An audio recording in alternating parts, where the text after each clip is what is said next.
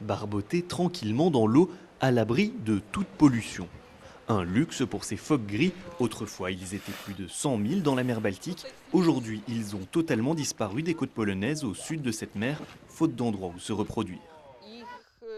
Leur seul espace naturel dans la région a été réquisitionné par l'armée pour en faire une base militaire. Donc les phoques ne pouvaient plus vivre là-bas.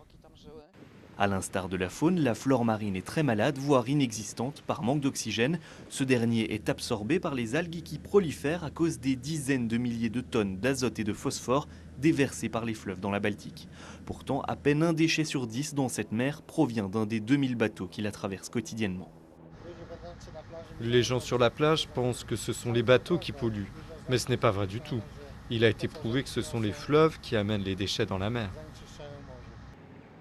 La prise de conscience des capitaines de bateaux est passée par un durcissement de la législation internationale.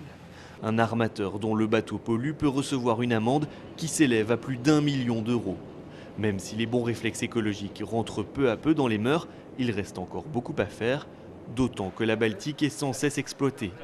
D'ici 2027, ce chef d'entreprise veut construire un parc à éoliennes en pleine mer à 80 km de la côte polonaise. On voudrait installer 260 turbines de 6 MW chacune pour un total de 1500 MW. C'est l'équivalent d'un réacteur atomique. Reste à trouver des partenaires prêts à investir jusqu'à 4 milliards d'euros et convaincre le gouvernement polonais. Si ce dernier donne son feu vert, la première turbine sera installée dans 4 ans.